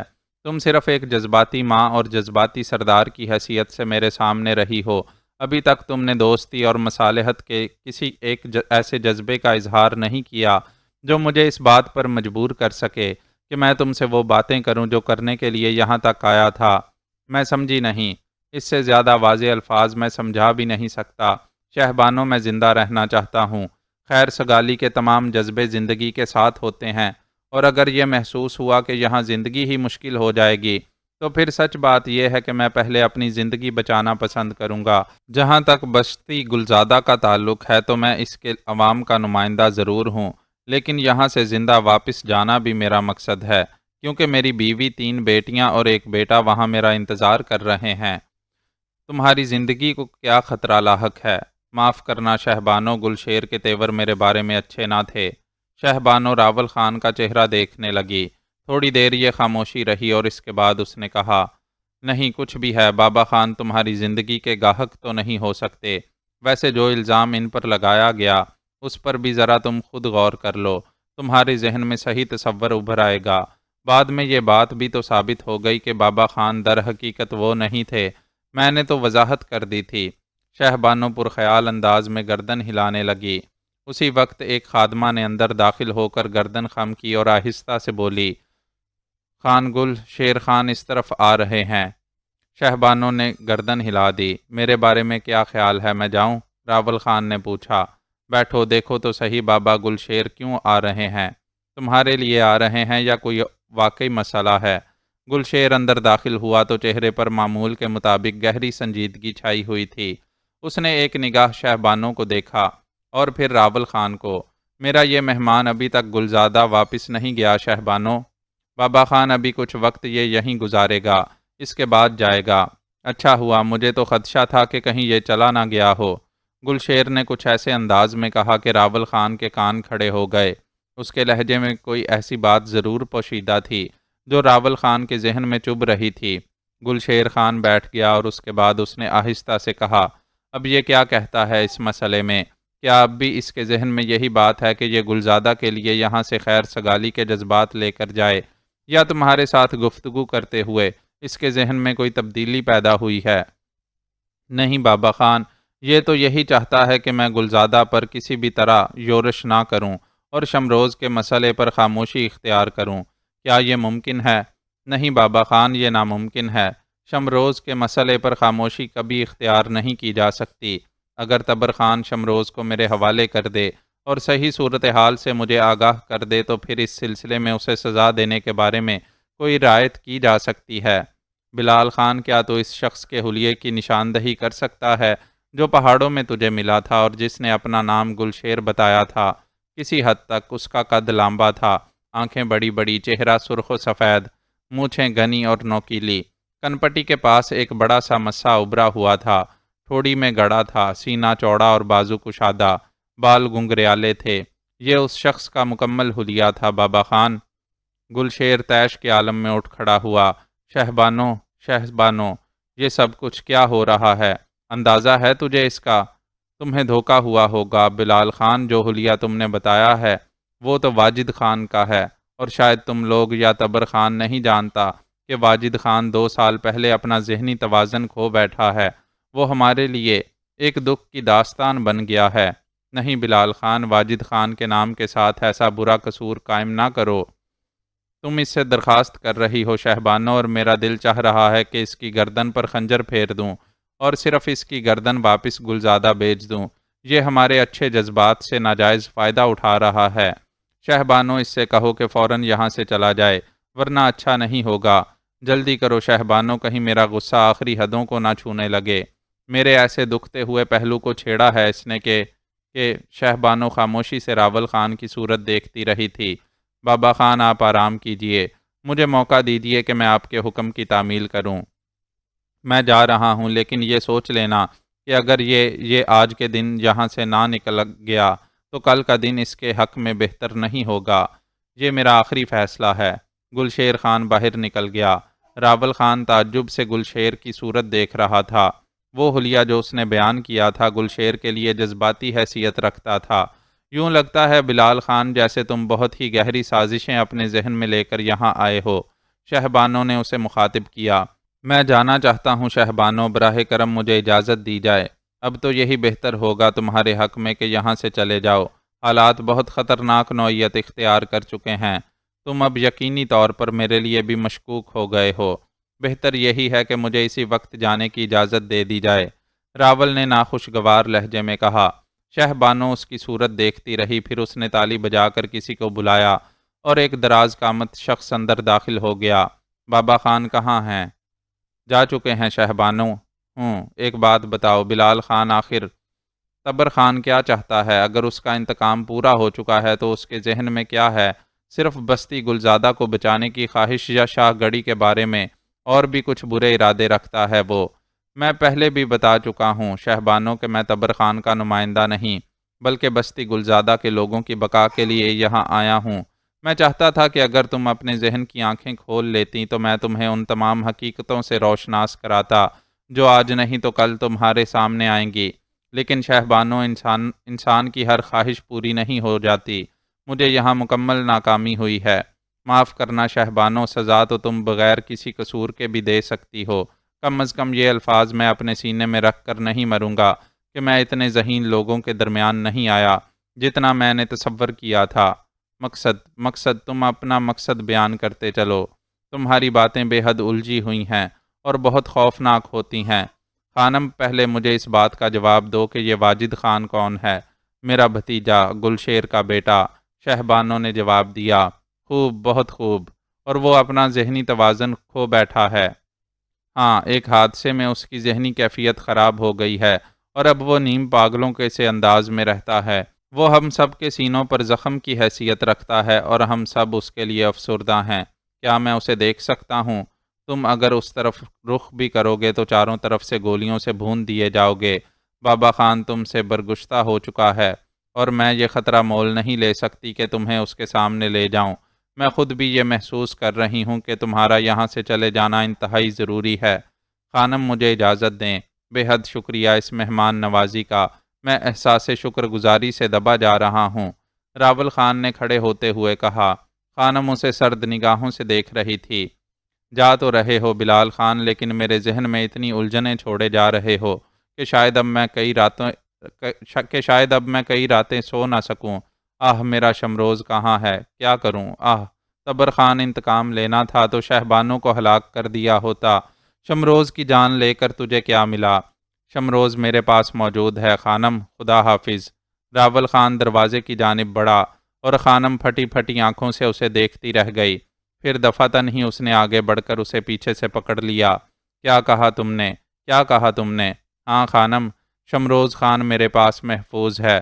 عزت و احترام اور وقار کے ساتھ وہ زخمی تھا جیسا کہ میں نے تمہیں بتایا، اور میں اس زخمی کو گھر لے گیا۔ وہاں میں نے اسے دنیا کی نگاہوں سے چھپا رکھا تھا اور اس کی تیمارداری کی۔ قید و بند کی صعوبتوں سے وہ بھی اپنا ذہنی توازن کھو بیٹھا تھا۔ ہوش و حواس رخصت ہو چکے تھے اس کے، لیکن اب وہ ہوش و حواس کے عالم میں ہے۔ بلال خان، میں تجھے ہلاک کر دوں گی۔ بلال خان، میں خنجر سے تیرے ٹکڑے ٹکڑے کر دوں گی۔ مجھے تڑپتا چھوڑ کر جا رہا ہے۔ کیا کہا یہ تو نے؟ کیا الفاظ ادا کیے ہیں تو نے؟ تم لوگ ذہنی طور پر دیوالیہ ہو۔ تم قطعی اس قابل نہیں ہو کہ کسی بستی کی سرداری کر سکو۔ میں نے تمہیں ہر اس لہجے میں جو انسانیت کا لہجہ اور سمجھانے والا لہجہ ہو سکتا تھا یہ سب کچھ بتایا، لیکن تم نے تسلیم نہیں کیا، اور خانم، شمروز خان تمہارے پاس ایک دن کے اندر اندر بھیج دیا جائے گا۔ میرا مقصد اس طرح بھی پورا ہو جاتا ہے جب شمروز خان تمہارے پاس پہنچ جائے گا، اور تمہیں بتائے گا کہ بستی گلزادہ کے کسی فرد کا اس کی گرفتاری میں یا اس کی قید میں کوئی ہاتھ نہیں تھا، تو تم حیران رہ جاؤ گی، اور ظاہر ہے اس کے بعد تمہارے پاس شرمندگی کے علاوہ اور کچھ نہیں ہوگا۔ بھلا تم اس کے بعد کس بنیاد پر گلزادہ پر لشکر کشی کرو گی؟ لیکن خانم، تم یہ بات بھول جاتی ہو کہ اس کے بعد اس محل میں شمروز کے خلاف سازشوں کا آغاز ہو جائے گا، اور وہ سازشی اس بار ایسی کوئی کچی سازش نہیں کریں گے اور بالآخر شمروز خان کو موت کے گھاٹ اتار دیں گے۔ ہمیں کیا پڑی ہے، ہم تو بستی گلزادہ میں آرام کی نیند سوئیں گے، کیونکہ بہر طور ہماری اپنی شخصیت تو مشکوک نہ رہے گی، لیکن اطمینان رکھو، شمروز خان کو زندہ نہیں رہنے دیا جائے گا۔ جو لوگ اس کی زندگی کے درپے ہیں، تم ان کے قدموں کی خاک بھی نہیں ہو، تم ان کے ذہنوں کی گرد تک نہیں چھو سکتی۔ میں جا رہا ہوں، اور وعدہ کرتا ہوں شمروز کل شام تک واپس شاہ گڑھی پہنچ جائے گا۔ تم نہیں جا سکتے، تم نہیں جا سکتے، اندر چلو، اندر چلو۔ خانم نے اسے پکڑ کر زور سے گھسیٹا اور پھر دروازہ اندر سے بند کر دیا۔ راول خان خاموشی سے سینے پر ہاتھ باندھے شہبانوں کو دیکھ رہا تھا۔ شہبانوں کے چہرے کی کیفیت بگڑ گئی تھی، اس کی آنکھیں آنسو برسا رہی تھیں اور بدن پر ریشہ طاری تھا۔ تم سچ کہہ رہے ہو نا؟ یہ سب کچھ تم سچ کہہ رہے ہو؟ ہاں خانم، بالکل سچ کہہ رہا ہوں۔ جو کہانی میں نے تمہیں سنائی ذرا سی تبدیلی کے ساتھ سنائی تھی۔ مثلاً یہ کہ میں گلزادہ کا چرواہا اپنی 200 بھیڑوں کو چرا رہا تھا کہ میں نے ایک ایسے شخص کو دیکھا جو زخمی تھا اور گھوڑے کی پشت سے چمٹا ہوا گھوڑا دوڑاتا چلا آ رہا تھا۔ میں نے اس شخص کے گھوڑے کو روکا، پھر میں نے اسے ایک گھوڑے سے اتار کر ایک جگہ پوشیدہ کر دیا۔ تھوڑی ہی دیر کے بعد ایک گروہ میرے پاس آیا اور اس نے مجھ سے کسی ایسے شخص کے بارے میں پوچھا جو زخمی ہو۔ میں نے صاف انکار کر دیا۔ تب ان میں سے وہ شخص جس نے اپنا نام شیر گل بتایا تھا مجھ سے کہنے لگا کہ اگر میں عزت و احترام اور دولت چاہتا ہوں تو اس نوجوان کو زندہ یا مردہ حالت میں گرفتار کروں اور اس کی موت کی اطلاع ان تک پہنچاؤں۔ اسی سلسلے میں اس نے مجھے گلشیر کے نام کا حوالہ دیا اور کہا تھا کہ وہ بستی شاہ گڑھی میں جس سے بھی گلشیر کے بارے میں پوچھے گا وہ اسے گلشیر تک پہنچا دے گا۔ میں نے شمروز کے ہوش میں آنے پر اس سے صورتحال دریافت کی اور میں یہاں آ گیا۔ تو شمروز تمہارے پاس ہے؟ خانم اس وقت صرف ایک ماں کی حیثیت سے بول رہی تھی۔ ہاں، وہ خوش و خرم اور مطمئن ہے۔ میری بیوی اور بیٹیاں اس کی تیمارداری کر رہے ہیں۔ مجھے شمروز خان سے ملوا دو۔ کس طرح خانم، کس طرح؟ اسے یہاں بھیج کر اس کی زندگی کا خطرہ مول لے کر، یا پھر کچھ اور تجویز ہے تمہارے ذہن میں؟ نہیں نہیں، یہ تو تم نے پہلے مجھے نہیں بتایا تھا، یہ سب کچھ تو نہیں کہا تھا تم نے تو طریقہ کار ہی دوسرا اختیار کیا تھا۔ ہاں، اس میں بھی ایک مصلحت تھی۔ راول خان کو اندازہ ہو گیا کہ اب خانم شہبانو اس کے قبضے میں آ چکی ہے۔ میں سمجھ رہی ہوں، میں جانتی ہوں، لیکن واجد خان، بابا خان، میں کیا کروں؟ میری ذہنی قوتیں جواب دے چکی ہیں۔ مجھے کیا کرنا چاہیے؟ جیسا تم پسند کرو۔ ایک بات ذہن نشین کر لو کہ اگر تم نے مجھے دھوکہ دیا تو تم سے کچھ نہ کہوں گی، خودکشی کر لوں گی۔ تمہیں اس کی ضرورت نہیں پیش آئے گی تو پھر میں وہی سب کچھ کرتی ہوں جو کرتی رہی ہوں۔ کیا بعض اوقات میں روپوش ہو جاتی ہوں، کئی دن مراقبے میں رہتی ہوں، اور اس وقت مجھے تنگ کرنے والا کوئی نہیں ہوتا۔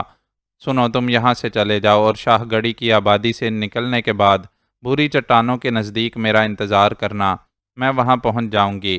اس کے بعد تمہارے ساتھ گلزادہ تک کا سفر کروں گی۔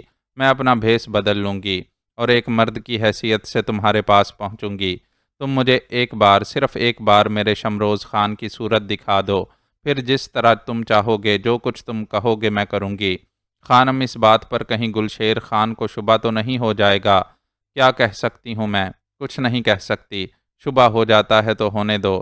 میں اس سلسلے میں کسی کو بھی تسلیم نہیں کروں گی۔ بس مجھے صرف میرے شمروز خان کی صورت دکھا دو، اس سے زیادہ میں کچھ نہیں چاہتی۔ بعد میں سب لوگوں کے بارے میں فیصلے کر لوں گی۔ بولو، تم یہ کرو گے نا؟ بولو، تمہیں اس پر کوئی اعتراض تو نہیں ہے؟ میں آج بھی اپنے وہی الفاظ دہراؤں گا خانم کہ میں نیک جذبوں کے تحت یہاں پہنچا ہوں، اور انہی نیک جذبوں کے ساتھ ہر وہ عمل کرنے کے لیے تیار ہوں جس سے غلط فہمیاں دور ہوں اور بستی گلزادہ پر آنے والی تباہی رک جائے۔ تو پھر بلال خان ایسا ہی کرو، تم بد دل نہ ہونا۔ جو کچھ تمہارے ساتھ یہاں گزری ہے مجھے اس پر شرمندگی ہے۔ اور سنو، اگر تم میرے خلاف کوئی سازش ہی کر رہے ہو تو خدا کی قسم میں اب اس سے بھی بچنا نہیں چاہتی۔ زندگی مجھ پر اتنی ہی تلخ ہو گئی ہے میں اپنے شمروز خان کے لیے ہر خطرہ مول لوں گی، جو کچھ تقدیر میں لکھا ہے اسے ہر قیمت پر قبول کر لوں گی، تم میری بات مان لو۔ تو ٹھیک ہے خانم، میں آپ کی ہدایت پر عمل کرتا ہوں۔ راول خان یہی سب کچھ چاہتا تھا۔ خانم مستقبل میں اس کی بہت بڑی مددگار بن سکتی تھی، کیونکہ شاہ گڑی کی قوت کا اندازہ اسے بخوبی ہو چکا تھا، اور اگر یہ قوت اس کے ساتھ رہے تو پھر صورتحال تبدیل ہو جائے گی۔ راول خان کے ذہن میں جو عظیم منصوبہ پرورش پا رہا تھا، اس میں کوئی شک نہیں کہ وہ اپنی مثال آپ تھا، لیکن بہر طور اس پر عمل درآمد کے لیے اسے یہ اندازہ ہو گیا تھا کہ بہت سے دشمنوں کے درمیان سے گزرنا پڑے گا۔ راول خان تیار ہو کر چل پڑا۔ وہ بستی شاہ گڑھی سے باہر نکل گیا اور اس کے بعد اس کا گھوڑا آہستگی سے سفر کرتا ہوا بالآخر پہاڑیوں تک پہنچ گیا۔ پہاڑیوں میں وقت گزارنے کے لیے اس نے ایک جگہ بنا لی اور پھر انتظار کرنے لگا۔ اس وقت صبح کا آخری ستارہ آسمان پر ٹمٹما رہا تھا جب اس نے ایک سفید گھڑ سوار کو قریب آتے ہوئے دیکھا۔ خانم نے مردانہ بھیس بدلنے میں کمال کیا تھا۔ وہ مقامی لوگوں کے لباس میں ملبوس تھی اور اپنے چہرے میں تبدیلیاں کرنے کی وجہ سے بالکل مرد نظر آ رہی تھی۔ راول خان نے اسے دیکھ کر گردن ہلائی۔ اب یہاں سے چلو بلال خان، اور راول خان خانم کو ساتھ لے کر چل پڑا، اور یہاں تک کہ صبح کے اجالے پھوٹ پڑے۔ اس وقت وہ ایک درے سے گزر رہے تھے جب اچانک ہی ان پر گولیوں کی بارش شروع ہو گئی۔ وہ گولیاں عقب سے چلی تھیں۔ راول خان اور خانم حیران رہ گئے۔ انہوں نے پلٹ کر دیکھا اور خانم کے چہرے پر عجیب سے تاثرات پھیل گئے۔ یہ لوگ، یہ کون ہیں؟ چلتی رہو خانم، ہمارے دشمن بالآخر ہم تک پہنچ گئے۔ یہ کون لوگ ہیں؟ یہ تو شاہ گڑھی کے باشندے معلوم ہوتے ہیں۔ تمہارا اب بھی یہی خیال ہوگا کہ یہ سب تبر خان کی سازش ہے اور یہ گلزادہ سے آئے ہیں۔ چلتی رہو خانم، جان بچانے کے لیے ضروری ہے کہ گھوڑوں کی رفتار تیز کر دیں۔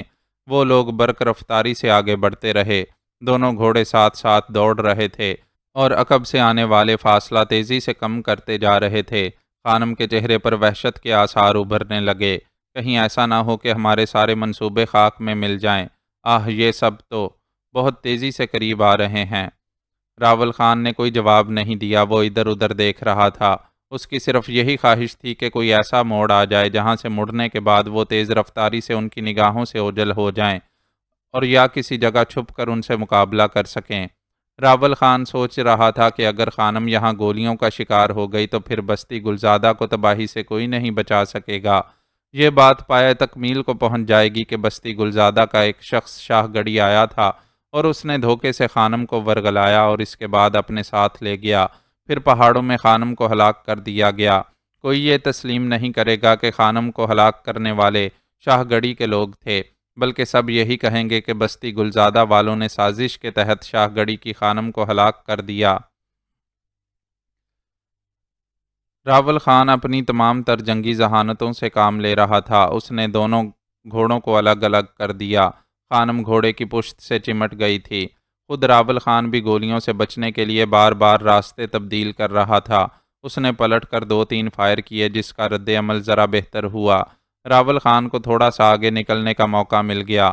گھوڑے جان لگا کر دوڑ رہے تھے اور پیچھے آنے والوں سے زیادہ دور نکل جانا چاہتے تھے، لیکن پیچھے آنے والے بھی خطرناک لوگ تھے۔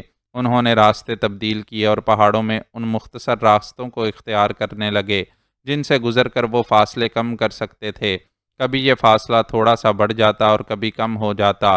راول خان کو مشکل ہی نظر آ رہا تھا کہ وہ ان لوگوں سے جان بچا کر نکل سکے۔ اب اس کی ہمت پست ہوتی جا رہی تھی۔ اس کے چہرے پر مایوسی کے آثار پیدا ہو گئے تھے۔ خانم بیچاری صرف وہ کر رہی تھی جو راول خان کہہ رہا تھا۔ اسے اس دوہری مصیبت کا احساس تھا۔ وہ بغیر کسی تحفظ کے شاہ گڑھی سے باہر نکل آئی تھی۔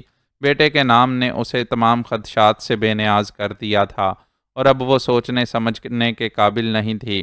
وہ خاموشی سے گھوڑے پر بیٹھی بس گھوڑے کو دوڑا رہی تھی۔ پھر اچانک ہی پہاڑیوں کی بلندیوں سے کچھ گولیاں چلیں اور سامنے کی سمت سے گھیرا ڈالنے والے چیخیں مار مار کر گھوڑوں سے گر پڑے۔ راول خان ایک لمحے کے لیے حیرت سے چونک پڑا۔ خانم جو سکتے کی سی کیفیت میں تھی حیرت سے ادھر ادھر دیکھنے لگی۔ راول خان کی نگاہیں ادھر ادھر کچھ تلاش کر رہی تھیں۔ دوسری طرف تعاقب کرنے والوں پر مسلسل گولیوں کی بارش شروع ہو گئی تھی۔ راول خان کو موقع ملا تو اس نے گھوڑے کو کافی آگے دوڑایا اور پھر اس نے گولیاں چلانے والوں کو دیکھا۔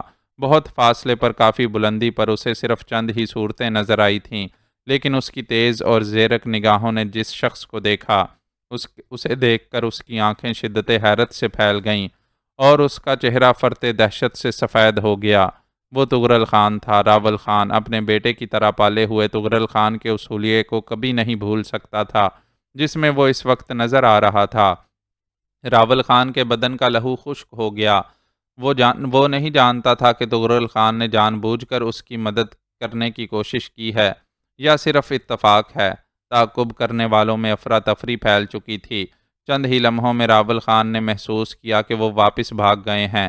راول خان کو اس وقت تغرل خان کی یہ مدد حیرت انگیز ضرور محسوس ہوئی تھی، لیکن اس نے حماقت سے کام نہیں لیا اور فائدہ اٹھاتے ہوئے حملہ آوروں سے بہت دور نکل آیا۔ خانم مسلسل اس کے ساتھ گھوڑا دوڑا رہی تھی۔ راول خان کی ذہنی کیفیت اس وقت بالکل خراب ہو چکی تھی۔ بہت سی الجھنیں اس کے ذہن میں تھیں۔ یہ خوف بھی تھا کہ کہیں تغرل خان اس کا تعاقب نہ کرے۔ یہ نہیں کہہ سکتا تھا کہ تغرل خان کے ذہن میں راول خان کے لیے کیا جذبات ہوں گے۔ تغرل خان کے ساتھ جوزفائن کی وجہ سے جو کچھ ہوا تھا وہ اس قدر زیادہ تھا کہ اب اس سے کسی قسم کی ہمدردی یا محبت کی توقع رکھنا حماقت ہی تھی۔ لیکن اب کیا ہوگا؟ یہ نئی مصیبت کہیں گلے نہ پڑ جائے۔ وہ بہت تیزی سے سفر کرتا ہوا بالآخر ایک موڑ پر پہنچ گیا۔ خانم نے اپنا گھوڑا سامنے کی جانب کرنا چاہا تو اس نے کہا، نہیں شہبانو، براہ کرم اس طرف آ جاؤ۔ ہم اس درے میں داخل ہونے کے بعد کسی حد تک محفوظ ہو جائیں گے۔ خانم نے اس کی ہدایت پر عمل کیا اور وہ دونوں درے میں داخل ہو گئے۔ یہاں پہنچ کر راول خان فوراً ہی گھوڑے کی پشت سے اتر آیا۔ خانم، آپ بھی نیچے اتر جائیے اور کوئی پناہ تلاش کیجیے۔ میں ذرا بلندیوں پر پہنچ کر یہ جائزہ لے لوں کہ ہمارے حملہ آوروں کا کیا حشر ہوا۔ شہبانو نے کوئی جواب نہیں دیا۔ راول خان چٹانوں پر چڑھنے لگا اور بالآخر چھپتا چھپاتا بلندیوں پر پہنچ گیا۔ یہاں سے وہ صورتحال کا جائزہ لے رہا تھا۔ کئی لاشیں اس درے میں پڑی ہوئی تھی جہاں سے گزر کر وہ ابھی یہاں پہنچا تھا، لیکن حملہ آوروں کا کہیں پتہ نہیں تھا۔ جتنے باقی بچے تھے وہ گھوڑے موڑ کر واپس جا چکے تھے، لیکن پہاڑوں کی بلندیوں پر تغرل خان کے آدمی اب بھی موجود تھے اور اطراف کا جائزہ لے رہے تھے۔ پھر تھوڑی دیر کے بعد راول خان نے انہیں پلٹتے دیکھا۔ اس نے یہ اندازہ لگا لیا تھا کہ تغرل خان نے اس کا تعاقب کرنے کی کوشش نہیں کی۔ کافی دیر تک وہ ایک چٹان پر پریشان سا تغرل خان کی طرف نگراں رہا۔ پھر جب اسے ایک بھی آدمی نظر نہ آیا اور یہ احساس ہوا کہ وہ لوگ جا چکے ہیں تو اس نے ایک گہری سانس لی اور وہاں سے واپس آ گیا۔ خانم شہبانو ایک پتھر سے ٹیک لگائے بیٹھی گہری گہری سانسیں لے رہی تھی۔ قدموں کی چاپ سن کر اس نے آنکھیں کھول دیں۔ کیا صورتحال ہے؟ خطرہ ٹل گیا ہے اور اس وقت خانم ہماری مدد آسمانوں سے ہوئی ہے، ورنہ در حقیقت ہم شاہ گڑھی کے لوگوں کی گولیوں کا شکار ہو گئے ہوتے۔ خانم نے کوئی جواب نہیں دیا۔ راول خان نے پھر گھوڑے کو سنبھالا اور سہارا دے کر خانم کو اٹھایا۔ ہمیں سفر کرنا ہے خانم، ہمت کر کے آگے بڑھو تاکہ ہر قسم کے خطرات دور ہو جائیں۔ خانم نے تعرض نہیں کیا اور دونوں پھر گھوڑوں پر سوار ہو گئے۔ گھوڑے دروں سے نکلے اور بستی گلزادہ کی طرف دوڑنے لگے۔ معزز ناظرین و سامعین، لائک، کمنٹس اور شیئر ضرور کریں۔ شکریہ۔